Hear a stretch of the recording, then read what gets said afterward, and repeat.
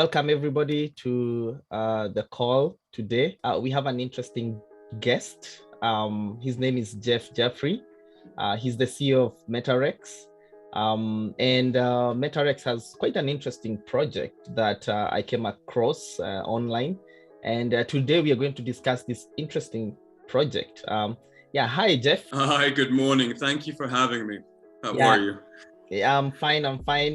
Thank you for joining us today. And maybe we can start, Jeff, by you telling us, who you are and what you do, and possibly now move into what you're doing at MetaRex. I come from the private finance world originally, which I've been involved with since 2005. And it's actually through that network and that contact base that I came across this opportunity. I'm currently based in London. Up until about 3 months ago, we were focusing specifically on various types of investments in the technology space. But when this opportunity came to our table and we saw what was happening in the academic sector with the ownership of private fossils and things like this was an opportunity that we couldn't miss. So we left the investment world behind and threw ourselves headfirst into the fossil market with respect to our NFT project. So and that's how this opportunity actually came to us. It was from my network in the financial world. There was an individual that's been collecting fossils for the last sort of 12 to 15 years. And I had a very interesting call in September of 2021, where I was asked if I had seen what had happened with the Christie's auction in October 2020, with the first T-Rex that was ever auctioned off on the market. And it was a T-Rex called Stan, which sold for $32 million without IP rights. Now that made a lot of news across all the global media. But as impressive as the price achieved was, it caused a massive uproar in the academic world. And because all of these private financiers or the billionaires of the world, they're bidding these outrageous prices to own these fossils as trophies, as to keep as a part of their collection. But these type of prices make it unaffordable for the museums in the academic world to be able to acquire them as a part of their collection, for their research, to be able to have it in the hands of the public. So it puts these fossils out of reach. Now, when we saw what had happened from the fallout from the academic world following the acquisition of Stan, and we were introduced to the concept of being able to acquire this particular T-Rex specimen, we thought to ourselves, okay, well, how can we be different? How can we do something good? How can we create an environment that can benefit academia, that can help us gain the T-Rex back into our hands that we can donate to the museum? And how can we create a recurring business model that can create a recurring and perpetual revenue flow back to an underfunded academic world? So how do we go about doing that? And we decided to brainstorm, and we came up with the idea of, well, there's a lot of liquidity in the crypto world. There's the idea and the camaraderie behind decentralization, about spreading ownership into the public. So we started looking at the crypto world, and we noticed that obviously there's been a big boom, not only in the crypto markets, but specifically in the NFT markets during 2021. So we looked at the NFT world as a potential medium to give us the liquidity to be able to raise the balance of the capital we need to acquire the T-Rex to be able to donate it. Now, what we ended up coming up with is a combination of an NFT and a DAO. We're trying to marry the best of both worlds.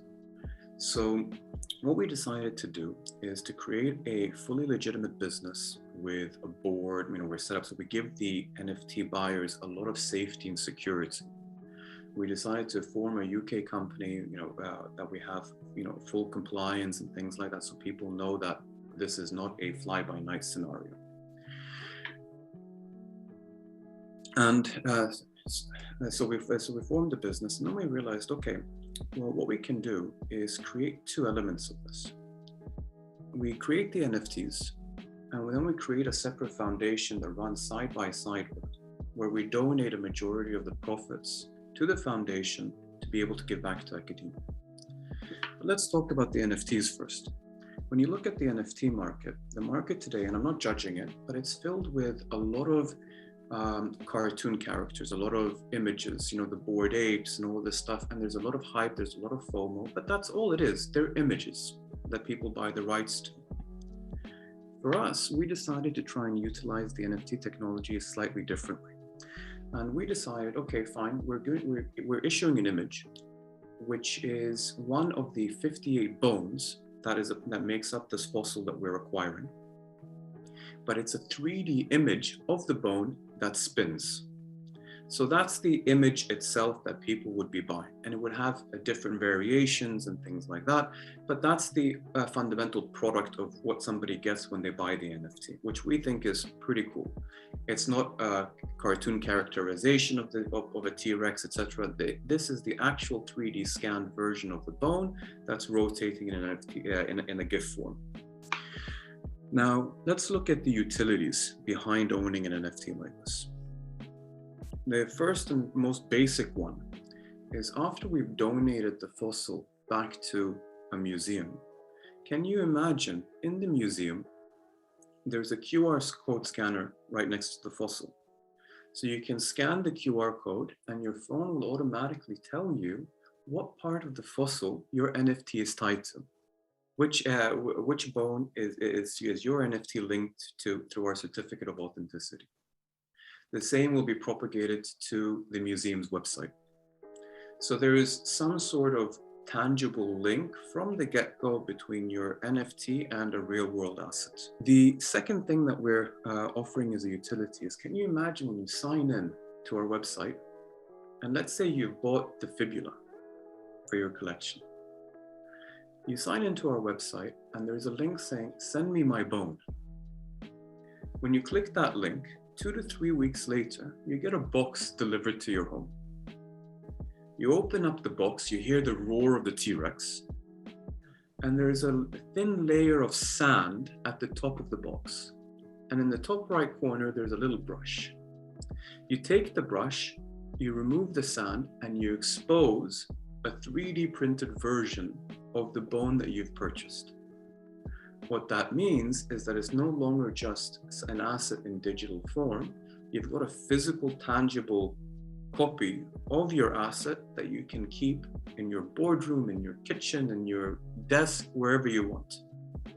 So again, it ties the real world feel to what it is you've supported and what it is you've purchased. The third benefit, or the third utility, is slightly more academic. But as I mentioned before, we're setting up the MetaRex Foundation. And we're going to be donating a large portion, not all of it, and I'll explain why afterwards.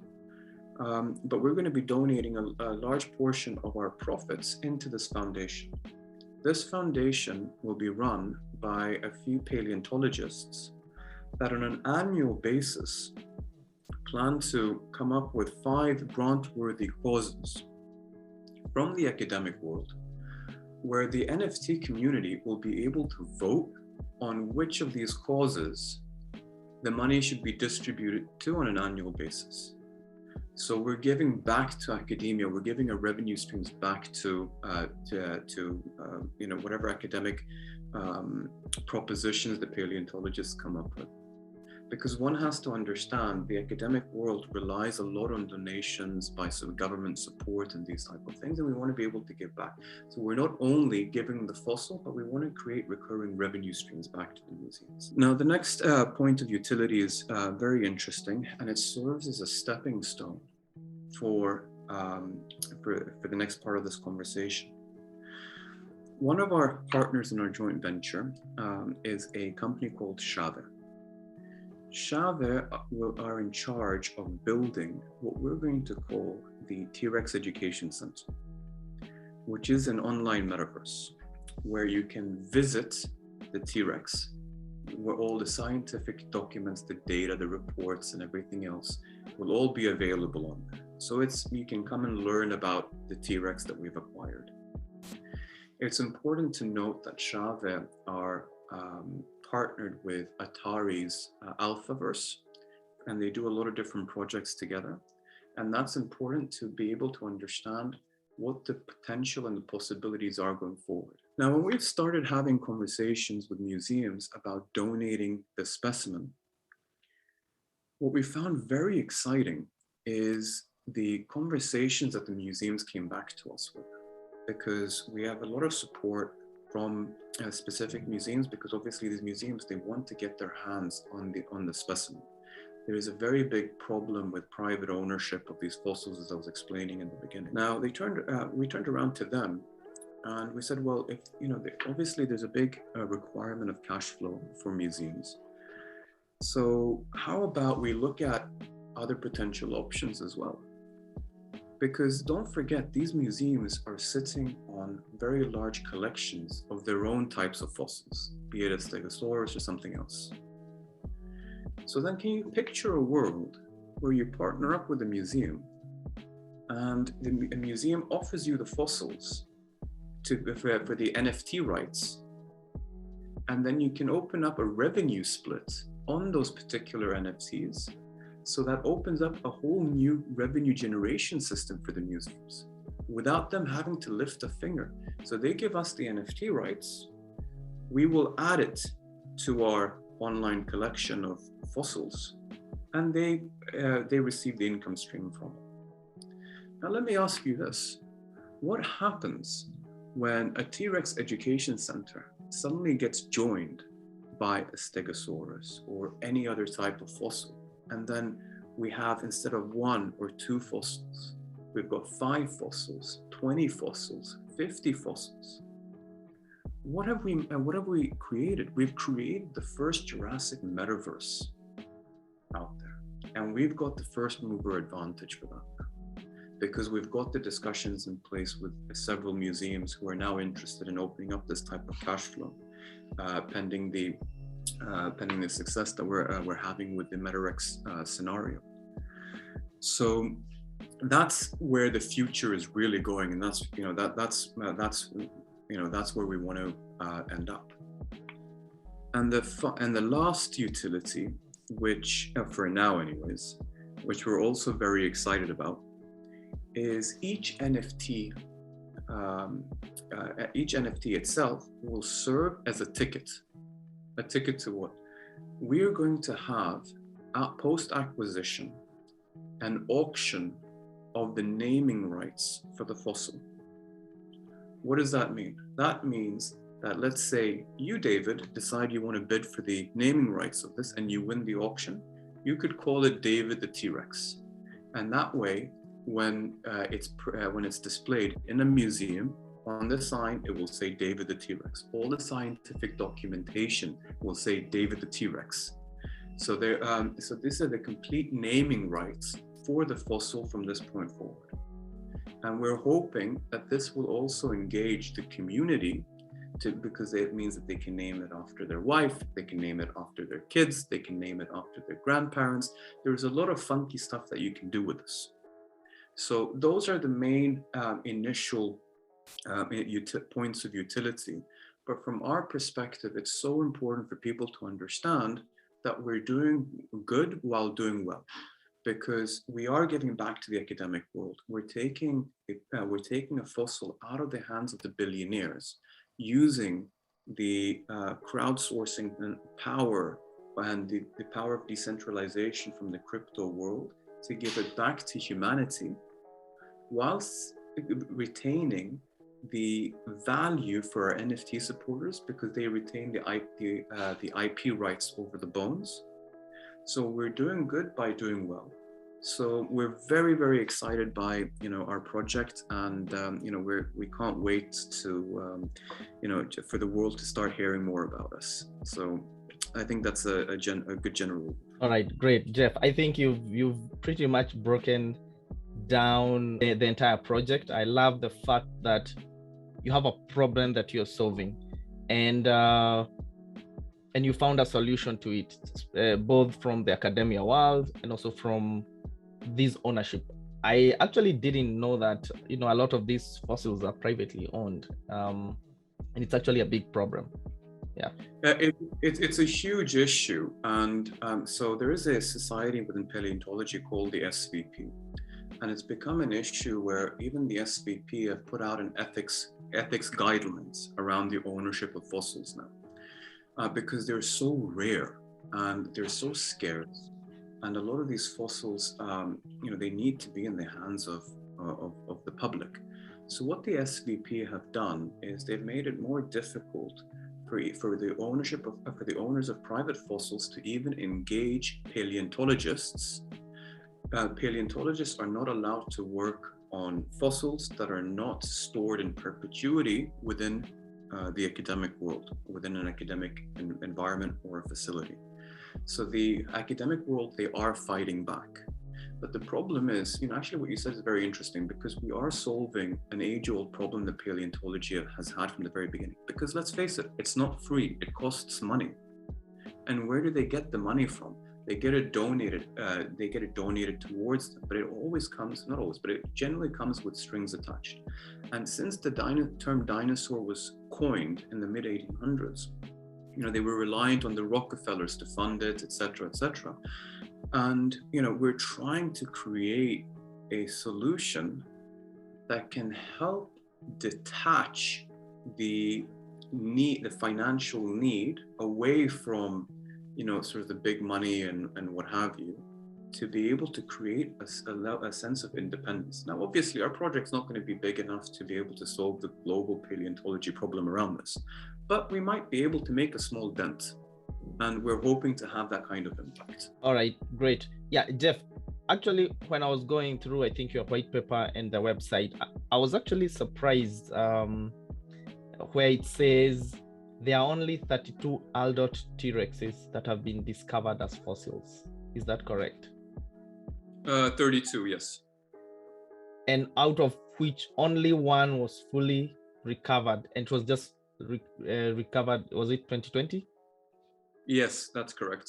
It's which was almost 100% correct. All right. So that means, and fossil records show that 80 million T-Rexes walked the earth, right? So, and there are only 32 left in the world. That means so rare for an animal that's so prevalent in the world, right?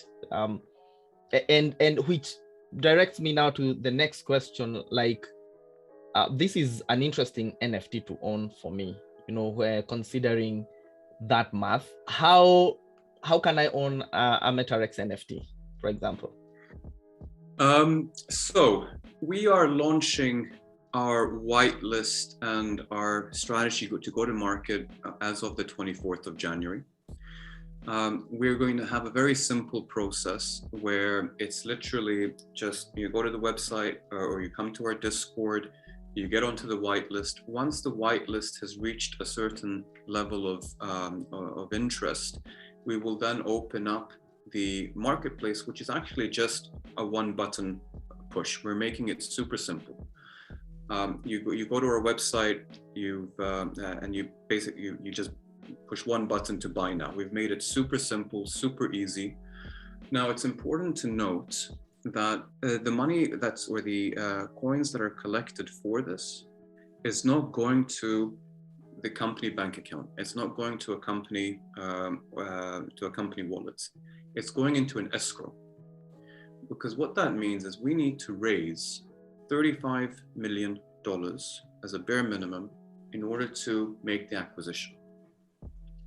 Now, unlike the Constitution DAO, where it was an auction and they had a call to action, and they raised all of this money, and then there was a big problem afterwards when they didn't win the auction.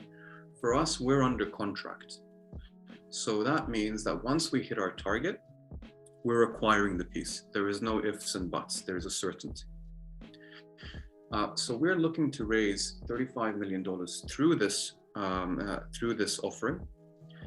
Should we hit the $35 million mark, then the escrow releases the payment to the seller of the fossil and we receive the title ownership. And if we don't reach the $35 million, then the funds will be returned to the wallets where the money came from. So there's a very clear, transparent operation around this. And that's important to understand because when you buy the NFT, you're not able to mint it straight away because we don't own the fossil at the point that you contribute. So the minting of the NFT will likely happen within a few weeks after the offering has been uploaded to the website. So that's the general structure of the offering. Another question would be, how large is this MetaRex collection? And maybe while you answer that, tell us what makes each of these pieces unique. So the volume, it is a much larger offering than the typical NFT space. Most of the NFTs out there have 5,000, 10,000, variants of it or within their collection. For us, we've got 58 bones of the fossil. And the reality is we needed to raise $35 million, which is a lot of money. It's by anybody's account. And there is a direct equation between the amount of money that we need to raise versus the cost of the initial token and the supply. So we have a total supply of 58,000 NFTs. Now that's 1,000 NFTs per bone. So we've got 58 bones, 1,000 NFTs per bone. Now each bone will be a 3D rotating version of the bone, but it will have 1,000 different backgrounds to it, making it each image will be unique on its own rights. What we're also doing to create a little bit of community spirit and interest for an aftermarket trading and value as well, is we're putting together 1,000 master NFTs. So what does that mean? Let's say that we make a very basic background. This is not the case. We've got some very cool backgrounds for the bones, but just for the sake of conversation, let's say that we've got a red background and a white background. Now, if people collect all 58 bones across our collection with the same background being red or white in this particular example, then they get issued with a master NFT, which is one NFT of the whole T-Rex itself. So that's the actual when you're talking about the variances of the NFTs. What makes them each unique is the background. Thank you for breaking that down, Jeff, really well. At least we're aware that each NFT will be unique in its own way. Yeah. One thing I would like to point out is that yes, it is a big value of supply into the market. However, unlike every single NFT out there at the moment that you're seeing, please do not forget you're tied to a real world asset that has been purchased for $35 million. So it's not just an image, it's not just an NFT. So it's so much more than that, which is what requires us to be able to have this type of unique supply out there. Now, as we wind up, again, you mentioned the NFT 3D printing aspect, which was quite interesting to me. As a man of science, I want to hold. I have Jurassic Park books. I have, these experiences. We hold these movies, because they truly relate to us. Now, introducing a 3D aspect is quite interesting. Now, after the NFTs are minted, just curious, when, for example, if I own an NFT, when can I receive my 3D version of the NFT? Great question, and thank you for asking it. So it all depends on the timelines of the acquisition. We don't own it at the moment, so we need to be able to acquire it, mint the NFTs, and then the engine behind the machine starts working. So we would need probably around 3 months, give or take, to get that system in place in order to allow for the printing and the logistics behind it. So probably about 3 months post the acquisition of the fossil itself. All right, great. So 3 months after, which is fair enough, I guess. There's a lot that goes into it behind the scenes afterwards, but I assure you it will be one of our top priorities. All right. I look forward to that. I'm definitely planning to own an NFT version, definitely.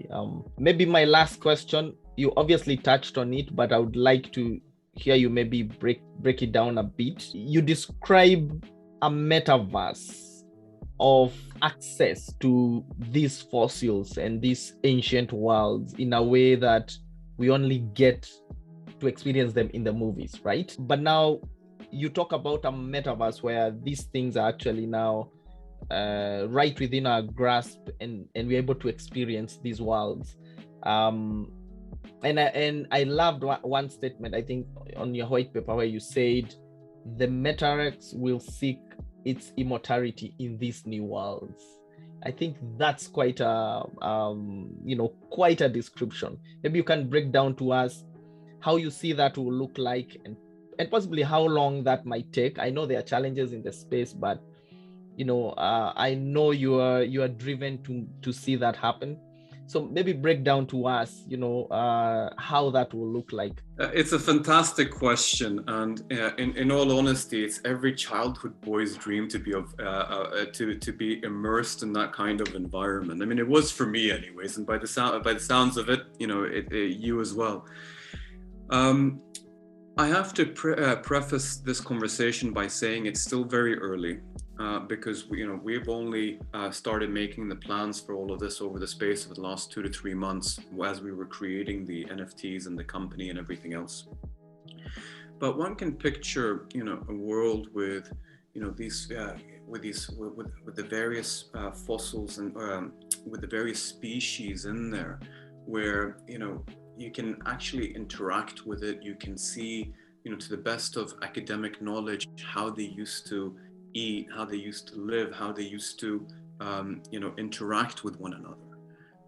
It would be amazing to use it as an online library, first of all, for information on we've got all the scientific reports and all the background and all the information, but you can also build these type of interactive models between and simulations between the different species. What could have happened, how could they have interacted in packs, or actually in T-Rex, as they're called, terrors. It's all about living and feeling what it could have been like from an academic perspective, to be a part of that, of that particular period in time. So it's all about being immersed as if you were there, to be able to to live, breathe, and feel it, for lack of a better expression. And only the metaverse gives us that kind of ability to dream in that direction. So we're super excited, and like I was saying before, it's important to note that Shave are on board, and who they're partnered with, because they will give us the technological strength, and they have the right people behind them to be able to allow us to tackle this endeavor, as opposed to just dreaming about it. Hopefully we can do something about it. Yeah, personally, I'm excited about what you guys are creating. As a man of science, as a person who's grown up watching the Jurassic worlds and these ancient worlds, it's quite amazing what you're building. And I guess I agree with you. The metaverses are the closest approach, I would say, to experiencing these worlds beyond the movies. Now, the metaverse is now bring these worlds closer, and I'm really excited. I can't wait to own an NFT. Definitely, we would love to have you back again, Jeff. Maybe after the project is successful, you let us know what you guys are building. I hope you'll be kind enough to come back, obviously. Oh, I would love to. This has been an absolute pleasure, and I'm so grateful for your time. And thank you for listening, because this is not a business for us. This is passion for us. We want to create something to be able to give back while rewarding the people who support us at the same time. So for us, anybody who will listen, anybody that we can get the word out to, we are so grateful, for the time that you've taken for this interview as well. So thank you so much.